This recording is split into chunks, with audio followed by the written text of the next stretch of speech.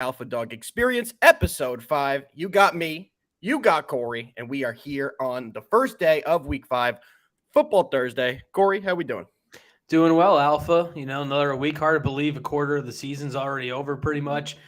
Some good games here, week 5, but not starting us off on Thursday night with a good one. It should be a pretty bad one here tonight.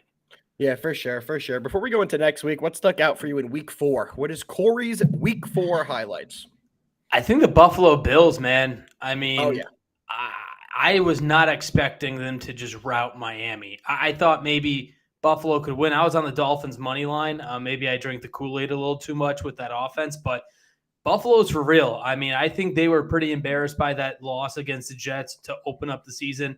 Josh Allen looks incredible. I mean, he is a man on the mission. Him and Stephon Diggs look amazing. I was very impressed with the Bills. The Eagles are somehow 4-0. I don't know why Washington didn't go for 2 after that Well, I thought the same thing. touchdown. But Eagles fans, Philly, they'll certainly take it. Those are really the two things that stood out to me for the most part. How about you? All right, as a Giant fan, the Giants are looking like the absolute worst team in the league. We thought they would get Andrew Thomas back on the offensive line. We said last week that did not happen, and the offensive line was just brutal all game long. Revolving door. Giants gave up NFL record 11 sacks. Couldn't protect Daniel, and Daniel looked terrible. But let's dive into this week's slate. Corey, game 1 of this week, we have the Bears and the Commanders. What are you thinking? Yeah, I'm thinking it's going to be an ugly one. We talked about it just a little bit, but I feel like both sides, it's tough to take an angle. I was on the Bears 3.5 points last week, and they looked like they were going to win outright before blowing a 14-point lead in the fourth quarter.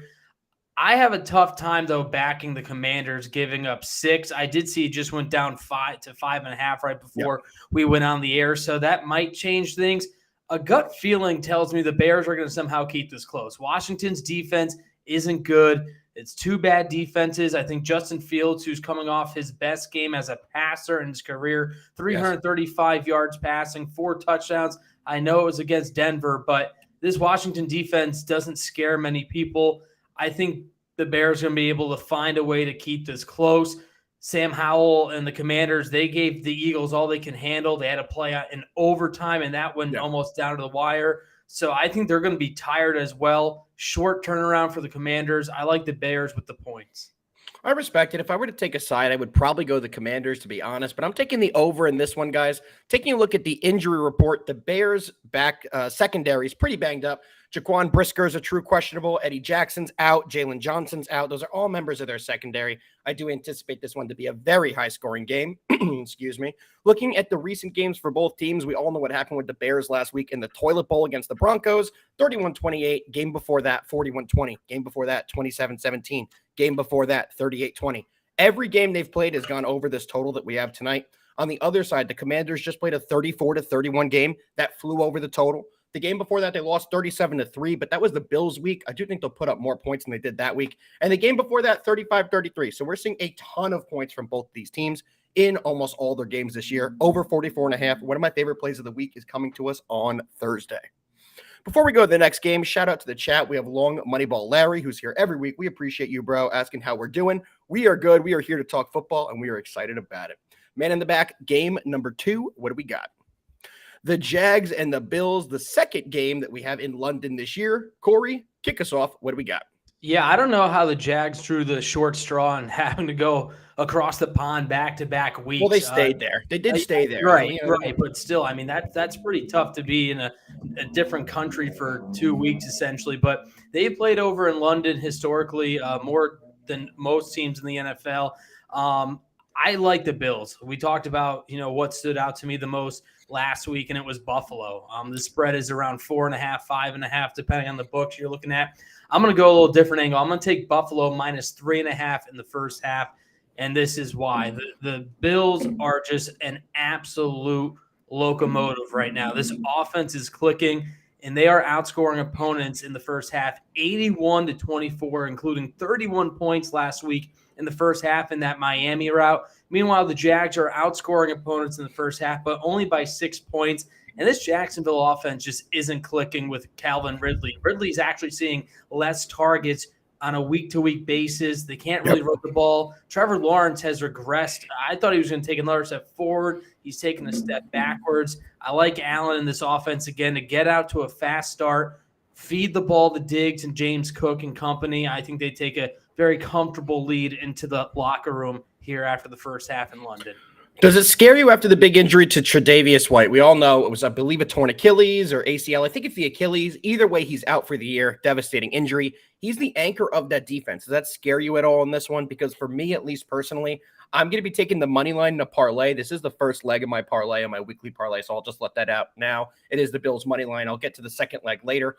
But with the spread, I am a little cautious due to the injury. That secondary has been banged up. They have a lot of guys coming in on the injury report this week. Christian Brentford, a cornerback, is as questionable. Greg Rousseau is questionable.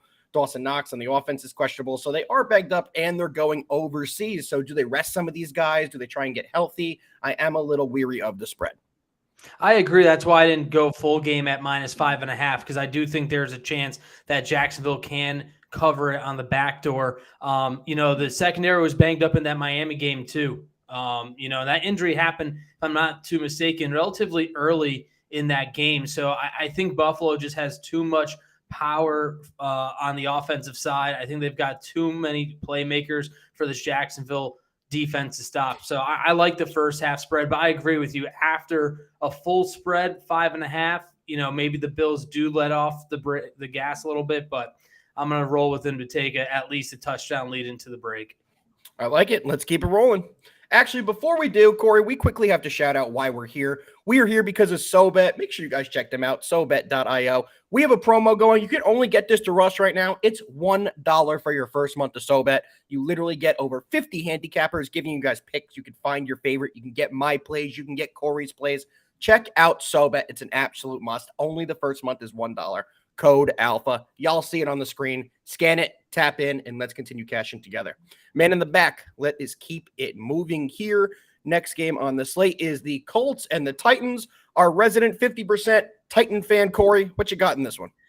I can't figure out this Tennessee team, man. Coming in, I thought they were going to absolutely be terrible, even with DeAndre Hopkins, but they're a little Jekyll and Hyde. They do struggle historically against Indianapolis head-to-head. I know a lot of that was with Peyton Manning, obviously, and then Andrew Luck at quarterback. So things have changed. Tennessee has won, I believe, the last 3 meetings, but I like the value of Indy on the money line at +110. I think this is a spot where, Indy might need to squeak it out with the field goal, but Anthony Richardson is starting to air the football out last week. He showed that he can push it downfield. On the other side, as I mentioned, this Titans team, they get blown out 2 weeks ago on the road against Cleveland and then blow out Cincinnati, who, by the way, Alpha, we'll talk about in a little bit. I think Cincinnati is in a load of trouble, by the way. We say it every week. But this AFC South division, they're all 2-2. So this is a big game to try and separate one another from the rest of the pack. This Colts secondary has a ton of holes in it. That does concern me, but the Titans secondary is awful as well. I know Jonathan Taylor might be back. I think he's going to actually play. I think he is. I know he's practicing, which is good. So that's going to bump up the excitement level inside the stadium for Indianapolis. Give me the Colts money line at plus money in a tough division game. I like the value. I think the Colts win as well, but my play on this one is going to be the over here, over 42.5. It's just too low for these two teams. We're seeing the Colts offense start to really come into their own.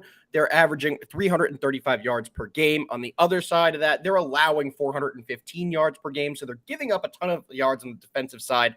Offensively, that, like I said, they're starting to come into their own. They're starting to score some points, and this total is just too low. Over 42.5, another one of my favorite plays this week. Let's keep it rolling. Man in the back, what do we have? We have another divisional game. We have the Ravens. We have the Steelers. Corey, what you got? Yeah, I have a hard time backing any AFC North team giving up more than a field goal. That's what the Ravens are doing right here at -4.5. I'm going to buy the line down to -3 in favor of Baltimore. It does get a little juicy around -136. It's not terrible. I still think it's a solid bet. The Ravens look good against the fellow division rivals in Cleveland. They beat them handedly 28-3. I know Deshaun Watson wasn't under center for Cleveland, so you have to take that into consideration a little bit because Deshaun just isn't what he used to be when he was with Houston. I thought the Ravens offense, however, looked its best. Lamar Jackson is a quarterback, people. He is accurate throwing the football. He's completing 74% of his passes and delivered a dime to Mark Andrews for one of his 4 total touchdowns. And, oh, by the way, the Ravens are getting Rashad Bateman back, who's a full go this week at practice. And OBJ looks like he might be getting back on the field as well. So those are 2 huge weapons in the passing game and options for Lamar. Meanwhile, for Pittsburgh, Kenny Pickett is 100% saying he's playing. I believe he just got elevated to active. He's got a bone bruise in his knee, but he has been terrible. The defense absolutely did not show up and got smoked by the Texans and rookie quarterback CJ Stroud. I think the Steelers need more than a performance from Pickett and this defense. No Pat Fryer moves, a solid red zone target for Pittsburgh. I just don't love this offense to keep up with Baltimore. I'm going to take the Ravens again, buy it down to -3 to cover a push. Yeah, I'm doing a similar way of moving the line. So this is going to be the second leg of my parlay. We went over the first leg earlier, why we like the Bills as leg 1. We're doing the Bills and the Ravens. You can get them at an MLP moneyline parlay at a +115. Both of the games between these 2 matchups this week, I don't like the spreads. The first one went over earlier with the Bills. They are in Jacksonville, or they are in London. It's tough to play overseas against a team that's basically home in London. It is the London, it seems anyway. And against the Steelers, the Ravens do have much better offense against that defense. We saw last week what could happen to the Steelers if they don't play a great game. They got embarrassed by the Texans. I'm not sure they're going to get embarrassed again, but I don't think that they win this game. Give me the parlay at +115 between the Bills and the Ravens. Let's keep it moving. Man in the back, what's the next game on the slate? And we have the Eagles and the Rams. Corey, the other one of your 50% favorite teams. Before we go into it, I do want to go over to chat. Shout out Big Brain Bets, who's in here saying you like the value on one of our plays. We appreciate you. BBB and We Beat the Spread is in here as well. We appreciate you, Handy. You have to come on the show very soon and chop it up with us. Corey, your Eagles against Puka Nacua. What you got? Hey, you said his name right this week. Let's go. I tried. I'm taking the over. It's at 50 right now. I know that's a little high, but this Eagles secondary is hurting. They signed Bradley Roby, the former Saint, which I think could be a very good move. I'm not sure why he was a free agent. If you dive into his numbers over the last couple of years, he's been one of the better nickel corners in the league. That allows James Bradberry to go from the inside where he has been to the outside, which makes his secondary stronger. But it's going to be much needed because if Cooper Kupp comes back, it's always a threat. We don't know what Kupp's going to bring. We don't know if he's going to be on a play count or He's not going to do anything. But, it doesn't matter. We're going to see what he does. The hamstring injury, I'm not sold he's 100%. The reports are very weird, but there's no denying that Puka Nacua is having a phenomenal year in his rookie season. And Philly has just been getting cooked against good passing QBs over the last 2 years. They let Sam Howell dice them up last week and almost lost if Ron Rivera didn't make that dumb decision to kick it instead of go for 2. Matt Stafford's been really solid. He's a little banged up, but he should be fine. And we mentioned that the Rams have some offensive weapons. They can't get the running game going, and I don't see them getting it going against this Philly front 7. No Fletcher Cox, which could be a big deal for the Eagles, but that means you're going to see more of rookie Jalen Carter, who's the front runner for Defensive Rookie of the Year right now. He has been an absolute monster. And on the other side, the Eagles have weapons. I mean, Jalen Hurts and A.J. Brown are on another level right now. Of course, you have Devontae Smith. Hopefully, if you're an Eagles fan, Dallas Goedert gets going. The really talented tight end just has been non-existent in this passing game. I think this is going to be a track meet. Give me the points, and a lot of them. I'm going to take the over in this one. Yeah, I'm not even going to waste anyone's time. I'm in the exact same boat you are for every reason you said. I'm all over the over here.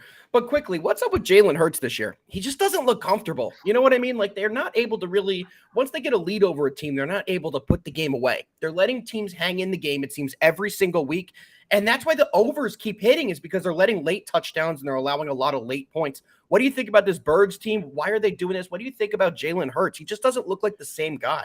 Well, I think the two are mutually exclusive. I think Jalen Hurts, I think they want him to be more of a pocket passer. Nick Sirianni earlier this week basically said, hey, we don't want Jalen taking big hits anymore. He took that big hit in week 1 against New England. He fumbled the football. They want him to be upright in the pocket, and they only want him to run when he absolutely needs to. I think that's also kind of slowed his thought process down of, okay, hey, I shouldn't run here. Let me go through my reads a second or third time, and sometimes it's too late. The defense is the bigger question for me. The Eagles have two new offensive and defensive coordinators. That is a big deal, and I don't think a lot of fans took that into consideration coming into the season. So they're winning some way, somehow, maybe some luck involved, especially last week when they were up and then blew the lead again to Washington. But the Commanders always play the Eagles hard. I'm interested to see after this game and the Jets, that gauntlet that they've got, the Cowboys, the Niners, the Chiefs, etc., see where they stand after that. But I'm not too worried about Jalen. Yeah, I definitely hear you on that. It's just, I think, a little concerning seeing how he's been so far.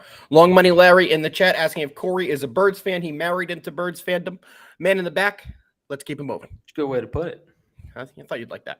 Bengals and Cardinals, best game of the week. Two highly powered offenses. This game's going to be absolutely terrible. Absolutely terrible. But I do think there's good betting angles on it. That's why we did want to talk about this game very quickly here. I'm on the under. Both offenses have really struggled. We know that. The Cardinals offense has done a little bit better than anticipated.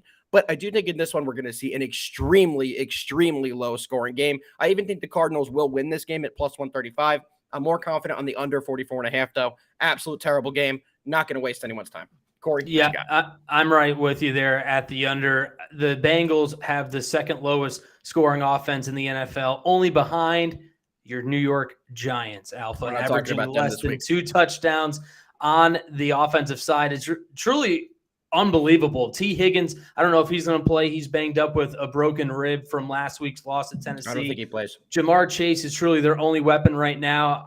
And for Arizona, give them credit. They're playing tough. Yeah, they got blown out by the Niners. We knew that was going to be the case, but I agree. I don't see how there's going to be a lot of points put up on the board here this week.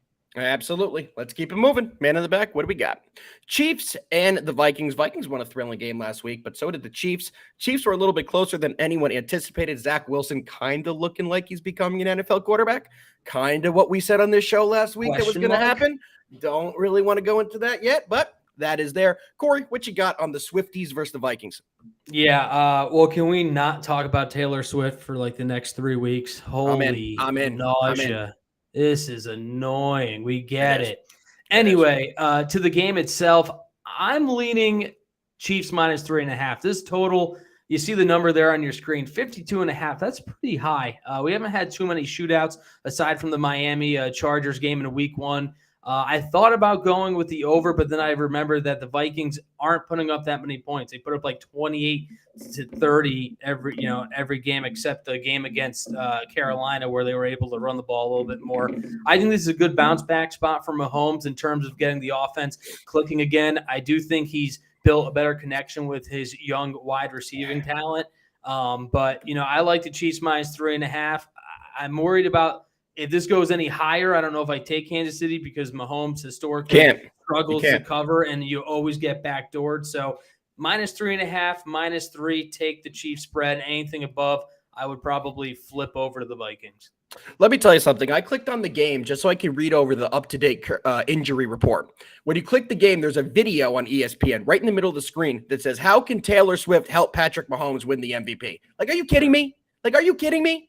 Just trying to get injury reports. They still throw it in your face. It's nauseating. But as you said, I like the Chiefs only up until a 3.5. Anything over than 3.5, it is risky with this Chiefs team. We all know they do not cover big spreads, but I'm also not really high on this Vikings team. I do think the Vikings defense is going to struggle. Harrison Smith's been playing out of his freaking mind. But besides him, I do think that defense is a little lackluster. I do think the Chiefs will get it going.